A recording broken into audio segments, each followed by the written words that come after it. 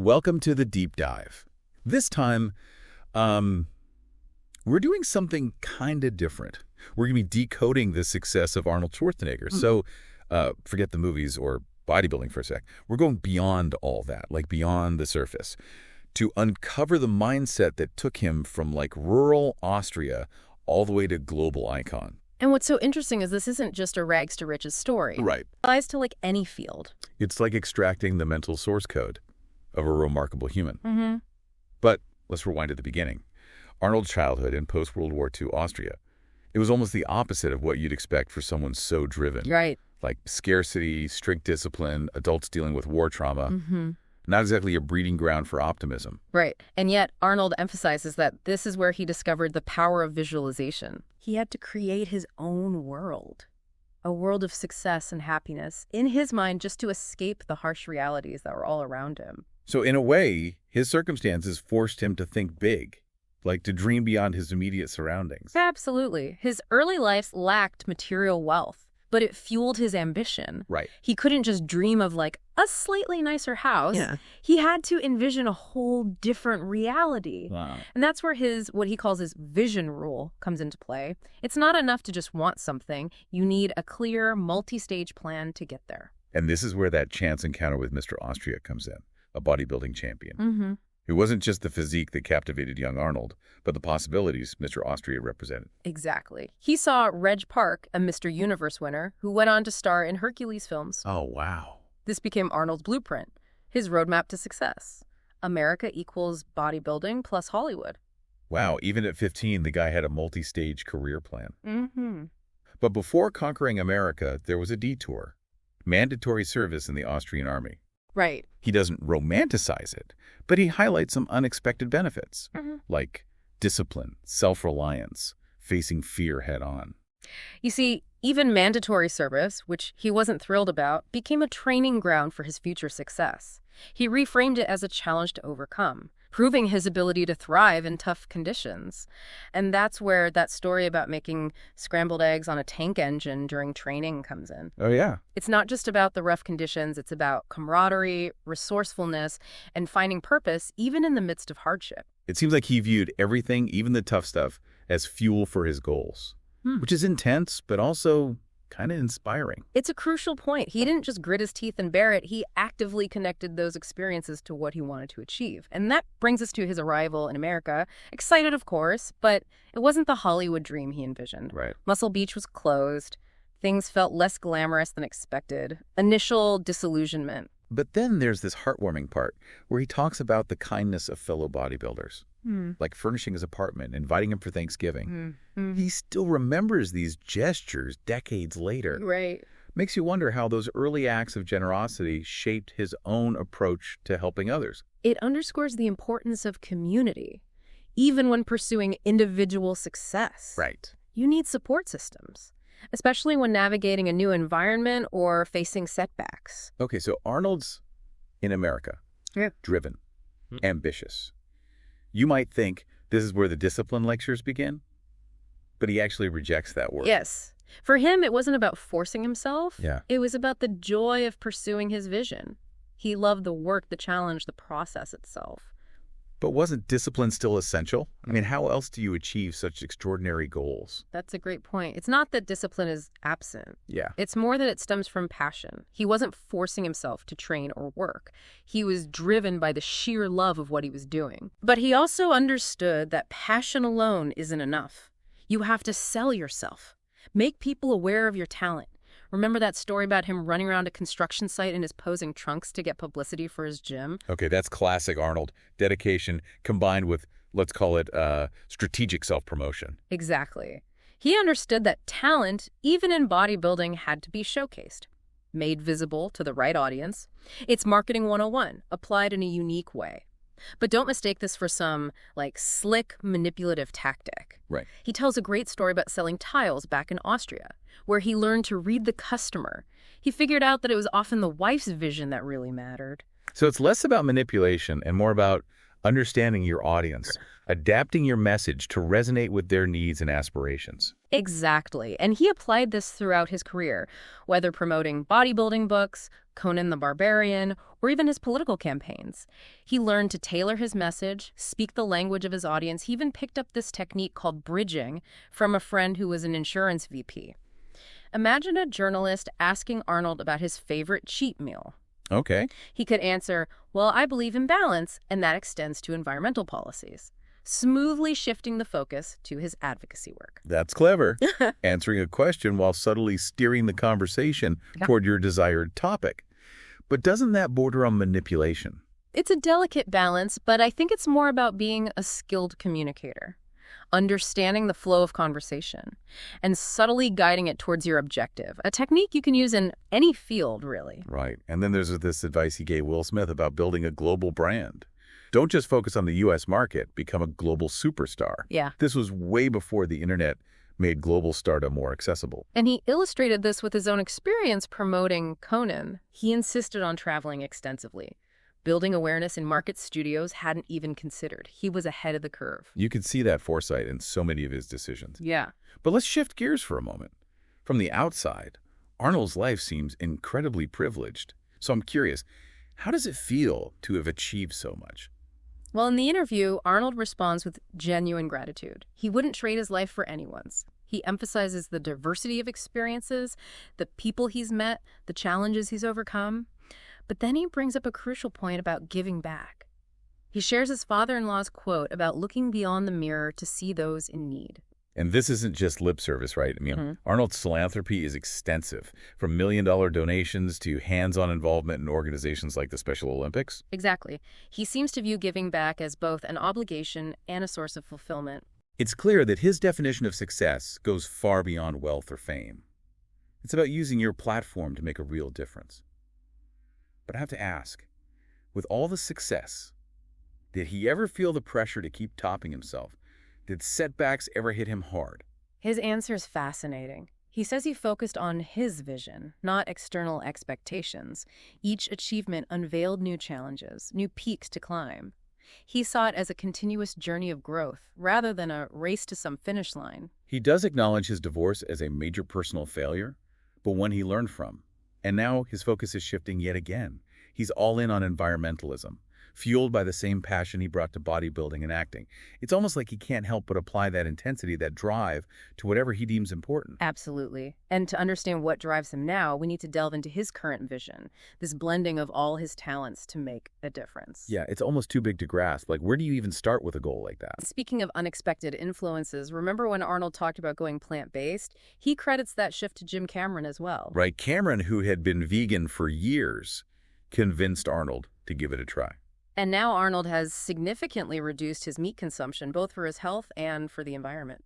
He learned that livestock farming is a major contributor to pollution, which blew his mind. It's like he's constantly absorbing new information and letting it reshape his worldview. That's a hallmark of a lifelong learner, but back to this master plan of his, it's not just about the environment. It sounds like he's building a multifaceted empire of influence, using every tool at his disposal. Exactly. He's using politics, media, and philanthropy. It's a very 21st century approach to creating change. So it's not just about having a vision. It's about having the means and the platform to make that vision a reality. And he hasn't forgotten his entertainment roots. He still sees the value of storytelling, of using his platform to reach a wider audience. Which makes sense considering he's essentially lived multiple lives, from champion bodybuilder to Hollywood action hero to politician. It's almost like he's taking everything he's learned from each of those chapters and applying it to this new mission of making a difference. It's pretty remarkable when you think about it. But speaking of remarkable, let's go back to those final 5 questions from the interview we've covered. The best and worst advice he's received now for the big one, his biggest personal success. He says it's being able to achieve the things he visualized, to turn his dreams into reality, which, given his track record, is pretty impressive. But then there's the flip side, his biggest personal failure. He doesn't shy away from it. He points to his divorce as a major setback, something he deeply regrets. But he also acknowledges learning from it, growing from the experience. It's a reminder that even icons face setbacks. and that those setbacks can be opportunities for growth. It humanizes him, makes his success feel more attainable because it's not about avoiding failure, it's about persevering through it. He also talks about the pressure of success, how people always expect bigger and better things. But he says he never felt trapped by those expectations. He stayed focused on his own vision, his internal compass. That's a powerful lesson, defining success on your own terms, not letting external pressures dictate your path. Now, for the last question, creating one law that everyone in the world had to follow. What do you think he said? Given his current focus, I guess something related to the environment. You nailed it. He said, to get off fossil fuels, we have to use alternative energy. He's all in on this, fueled by that same relentless energy we've seen throughout his life. It's inspiring, honestly, to see someone with his level of success dedicating himself to such a critical issue. It gives me hope. Me too. It's a reminder that we can all make a difference regardless of our background or current situation. And that brings us to a fascinating aspect of Arnold's philosophy, his emphasis on being useful. Yes, it's a recurring theme in the interview. He talks about giving back to the community, recognizing that we're not self-made, that we all benefit from the help of others. He even quotes his father-in-law, Sergeant Shriver, who famously said, "Don't look always in a mirror, destroy that mirror. You will be able to look beyond that mirror, then you will see the millions of people that need your help." It's a powerful message, a call to action, to look beyond ourselves and find ways to contribute to something larger. And Arnold walks the walk with his philanthropy, his environmental work. He even talks about the joy of mentoring others, of sharing his knowledge and experience to help them succeed. It's a beautiful thing to see someone who has achieved so much still finding fulfillment in helping others. He's constantly pushing himself and everyone around him to be better, to do better, to make a positive impact on the world. And this brings us to another interesting anecdote.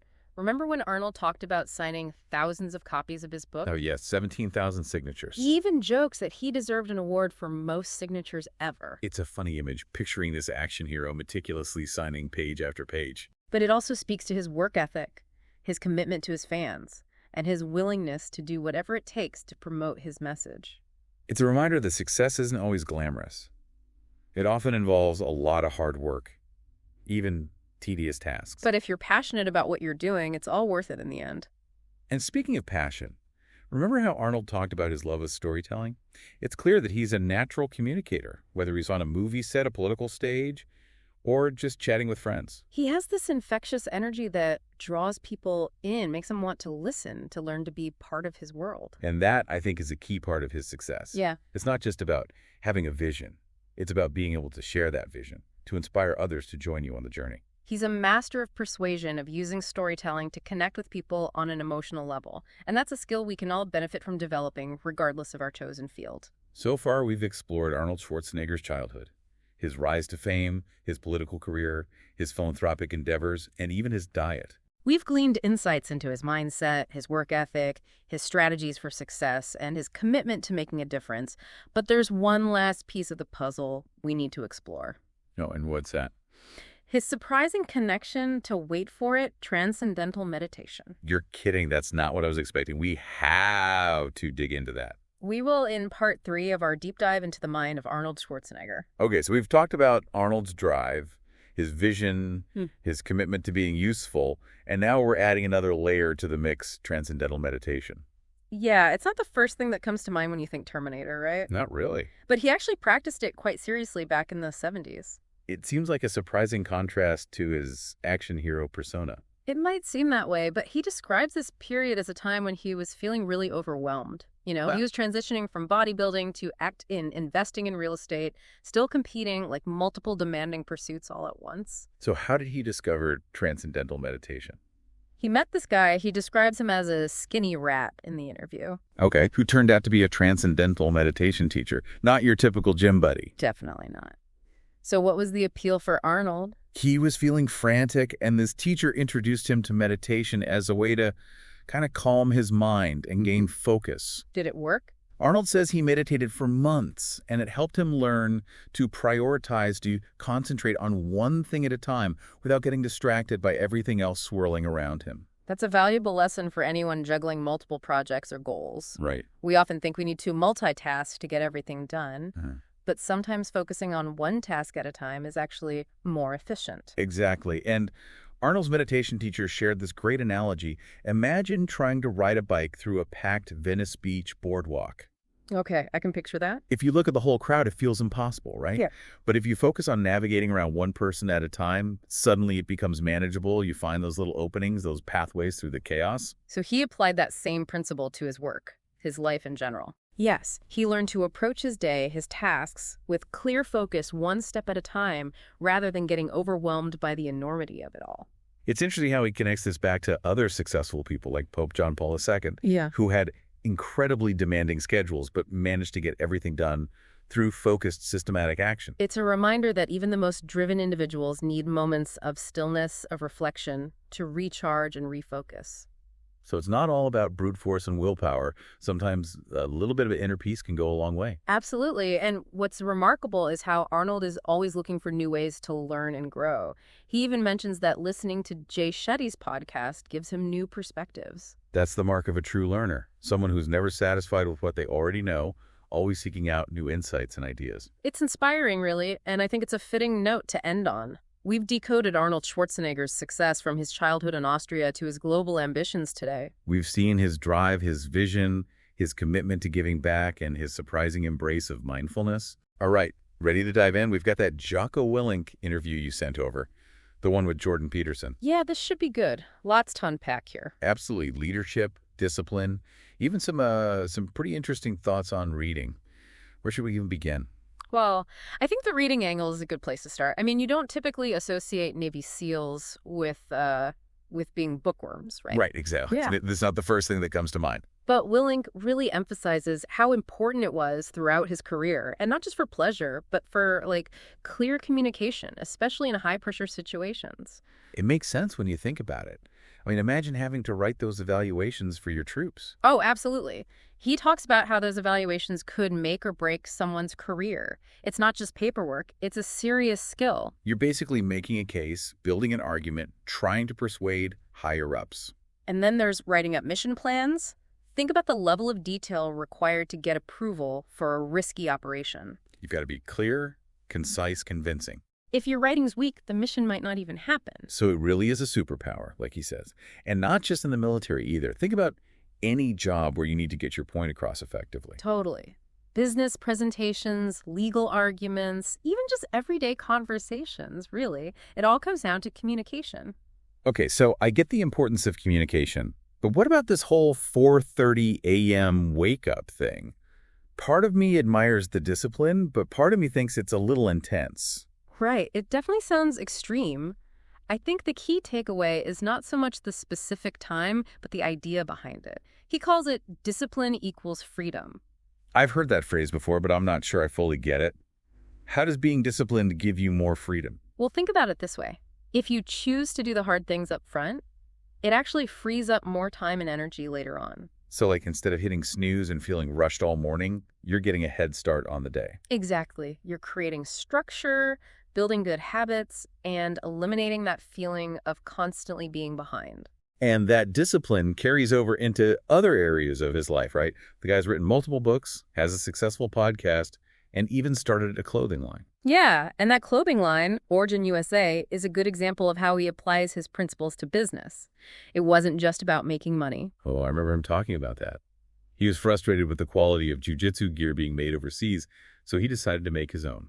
And he didn't just slap his name on some random product. He partnered with this small company in Maine that was already making high-quality stuff. He really wanted to do it right, focus on quality, and support American manufacturing. And he was hands-on, too. He actually went to the factory to learn about the process, get involved in the design. So it's more than just a business for him. It's about creating something he believes in, something with values. And he's using his platform to make a statement, encouraging people to think about where their clothes come from, who made them. It's that idea of service, right? Yeah.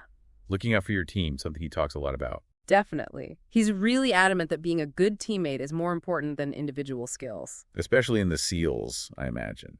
He uses that phrase, looking out for your teammates, almost like a mantra. Right. And it's not just about words, it's about action, like making sure your buddy's gear is squared away before an inspection, even before you think about your own. So it's about being proactive, anticipating needs, and supporting each other constantly. Exactly. It's about building a culture of trust and mutual support. But it's not just limited to the military, is it? Nope.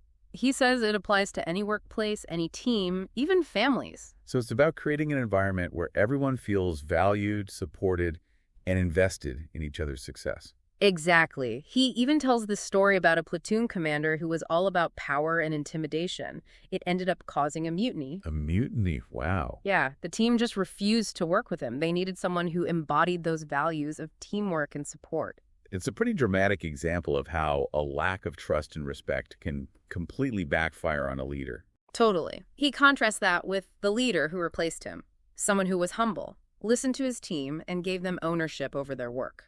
It's a reminder that true leadership is about empowering others, not just barking orders.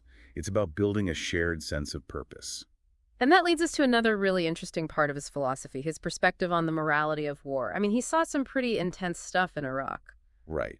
He talks about encountering insurgents who are committing horrific acts of violence against civilians. It's easy to forget that war isn't just about strategy and tactics. It's about real people's lives being on the line. And he saw incredible acts of courage and sacrifice from the soldiers he served with, people willing to risk their lives for each other and for the Iraqi people. He doesn't shy away from the messiness of war either. He acknowledges that even with the best intentions, innocent people can get hurt. It's a sobering reminder of the true cost of conflict. But he also argues that we can't shy away from the realities of it. Seeing the situation on the ground, the suffering of civilians, made it easier for him to justify the mission. Yeah, he talks about entering Saddam Hussein's torture chambers in Baghdad. It's a pretty chilling reminder of the kind of evil that exists in the world. And it brings up a really difficult question. How do we reconcile our own personal morality with the complexities of war, where the lines get blurred? Right, exactly. It's not always black and white. He talks about having the will to go to war and how it has two parts. The will to kill. Yeah. He acknowledges that civilian casualties are sadly almost inevitable in war. It's a harsh reality, but he says we can't be naive about it. And the second part. The will to die. The understanding that if we send troops into battle, some of them won't come home. It's a heavy thought, but he's right. We can't eliminate risk entirely. And he uses this interesting analogy to talk about the decision to shift focus from Afghanistan to Iraq after 9/11. What was that? He compares it to finding rats in your garage and then realizing they might also be in your basement. You've got to address both problems, even though it's complicated. So it's about recognizing the interconnected nature of global threats and making tough decisions with imperfect information. Exactly.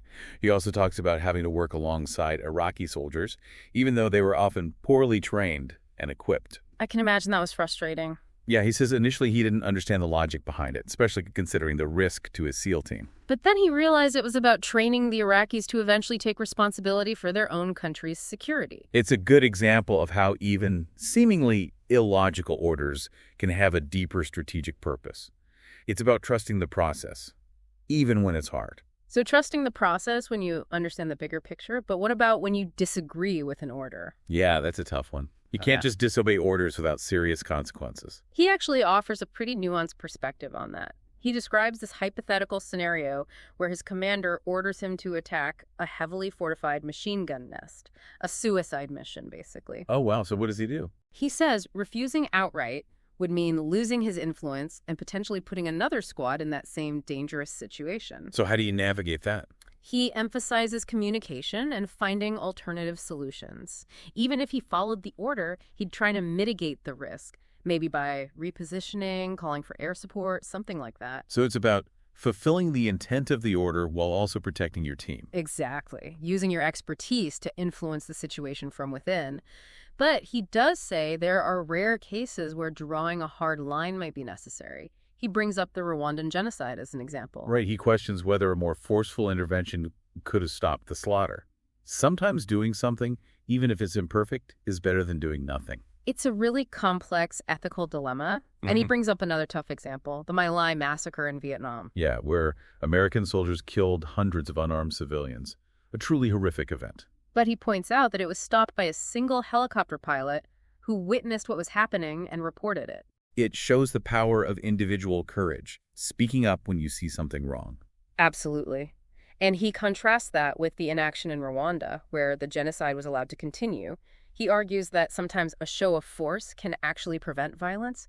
It's all about context. So it comes back to that idea of judgment and experience, making the best possible decisions in incredibly difficult situations. You can't just blindly follow orders. And that emphasis on personal integrity, making decisions that align with your values, is something that comes up a lot in his work. He walks the walk too, leading by example, emphasizing humility, service, empowering his team. Yeah, he talks about wanting to use his team's ideas whenever possible, rather than just imposing his own solutions. It's about building that trust and giving people ownership. And that brings us back to this theme of serving others, which is really central to everything he does. It's almost like his mission now. He seems to get so much satisfaction from helping people, whether it's through his books, his podcast, even his clothing line. He talks about those letters he gets from kids who've been inspired by his books. Kids who did their first pull-up or improved their grades because of something he wrote. That's got to be an amazing feeling. It really highlights how even small actions can have a ripple effect, inspiring others to make positive changes. And it leads to a question I had. What is his mission now? What's driving him in this next chapter? Well, his answer is pretty simple. To help people. It's like an extension of that team-first mentality, but on a much larger scale. He wants to help people become more confident, better leaders, live healthier and more productive lives. He's using his platform to share the lessons he's learned, both from the battlefield and just from life in general. And he talks about the impact of his work on people struggling with suicidal thoughts. Hearing that his words helped someone choose life. That's powerful. It speaks to that deep human need for connection, for meaning, for purpose. His message is really resonating with people who are searching for something to believe in. And it goes beyond just, achieving success or getting things done. It's about finding fulfillment in something bigger than yourself. Absolutely. He even compares it to, like, the instinct of fatherhood, that feeling of satisfaction you get from seeing someone younger thrive. It's a good analogy. And it makes sense, especially considering he writes children's books. Yeah, I was a little surprised when I first heard about that. But the more I think about it, it totally fits with his whole message of instilling values in young people. He actually talks about how he couldn't find the kind of books he wanted for his own kids, so he decided to write them himself. That's how he got started, right, with Way of the Warrior Kid. Yeah. It's about this boy who gets bullied, struggles in school, but learns about discipline and hard work from his uncle, who's a former SEAL. It's not about, like, turning kids into soldiers or anything. It's more about giving them tools to deal with challenges. I remember reading somewhere that he wanted to show kids that it's okay to be afraid, but you can't let fear control you. It's about facing those fears head on. Building that resilience. And he has a really interesting take on bullies, too. He says they can actually, point out our flaws, give us a chance to grow. I've never thought about it that way. It's not about condoning bullying, but about using those experiences to improve yourself. Exactly. Developing a growth mindset.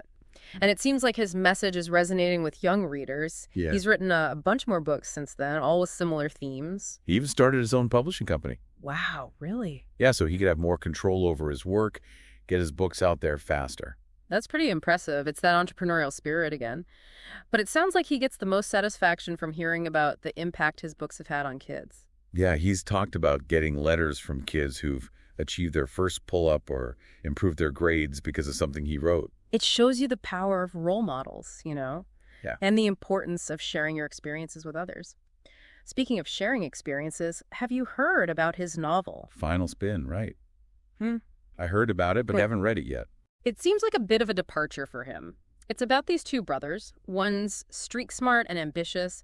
The other has an intellectual disability and loves washing machines. Really? Yeah, the story is about the younger brother trying to save the laundromat where his older brother works. It's like a safe haven for him. He ends up getting involved in some illegal stuff to try to raise the money. So it's about family, loyalty, sacrifice. I can see how those themes would appeal to him. He's mentioned wanting to see what the critics think, which suggests he's put a lot of himself into it. It's cool that he's not afraid to try new things, explore different ways of telling stories. Yeah. Which kind of brings us back to, like, what makes him so compelling. Yeah, what is it about his message that resonates with so many people? I think it's his authenticity. He's not trying to be someone he's not. He's just himself. And he's not afraid to be vulnerable either.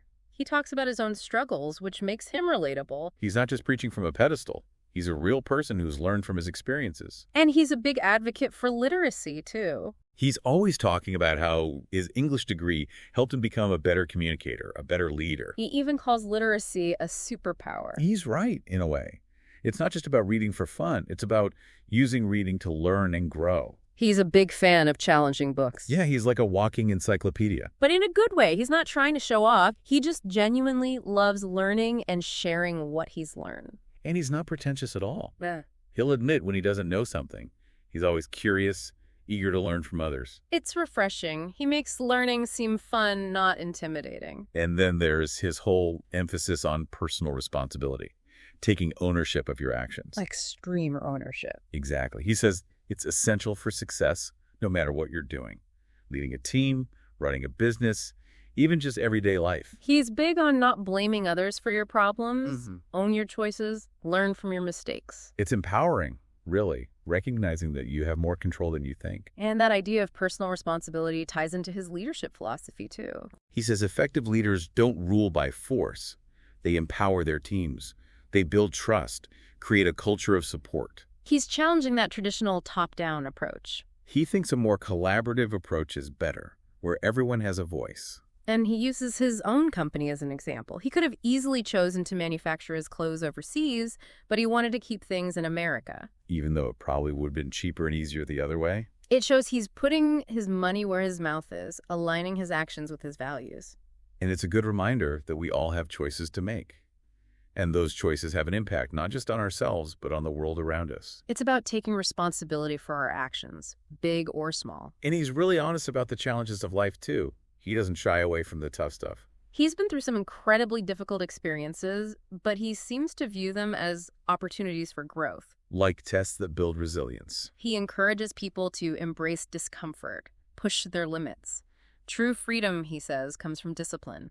Having the control to make choices that align with your values, even when it's hard. And what's so powerful about his message is that it's not just about achieving external success. It's about internal strength, finding meaning and purpose. Becoming the best version of yourself. And he even found moments of beauty and connection in war. It shows you the resilience of the human spirit. Yeah, he truly believes there is always hope, that we all have the capacity for growth and change. It's a challenging message, but also incredibly inspiring.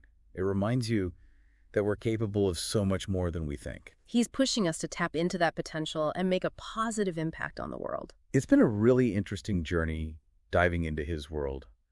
What stood out to you the most? I think it's his focus on putting others first, that team-first mentality. He brings it to everything he does. It's about using your strength and knowledge to serve something larger than yourself. It makes you wonder, what if we all adopted that approach? How much could we achieve as a society? Food for thought, for sure. Definitely. It's amazing how he can take these, really intense experiences and make them relatable. Translate those lessons into something anyone can use, even for everyday stuff. He uses that example of cleaning your weapon, right? Oh, yeah, I remember that. In the SEALs, it's not just about maintenance. It's about being a dependable teammate. Because if your gear's not ready, you could be putting the whole team at risk. Exactly. And he says that same mindset applies to any task, no matter how small. It's about seeing the bigger picture, how your actions impact everyone. So even something as simple as, doing the dishes or taking out the trash. It all contributes to the mission, whatever that mission might be. It's about being reliable, taking pride in your work. And then he talks about this idea of winning and how it's not about individual glory, it's about achieving the mission as a team. He says the most respected SEALs are the ones who consistently put the team first, even if it means making personal sacrifices. And he even says that, chasing individual recognition can actually backfire. Right, because you end up alienating people. It's short-sighted. True success comes from collaboration, working towards a common goal. It's about building trust, having integrity, focusing on what you can contribute, not just what you can get. And he makes this interesting point about power, too. In a truly functional organization, power isn't about dominance, it's about influence and service. He talks about how the best leaders empower their teams, create an environment of collaboration and respect. It's not about barking orders, it's about lifting people up. He uses his own company as an example again. He could have made his clothes overseas for cheaper, but he chose to support American manufacturing. It would have been easier the other way, but he stuck to his principles. It shows he's not just talking the talk, he's walking the walk. And He's not afraid to be honest about the hard parts of life either. He's been through some incredibly tough stuff. But he views those challenges as opportunities for growth. Like tests that build resilience. Mm. He actually encourages people to embrace discomfort, push their boundaries. That's where he gets that discipline equals freedom idea from.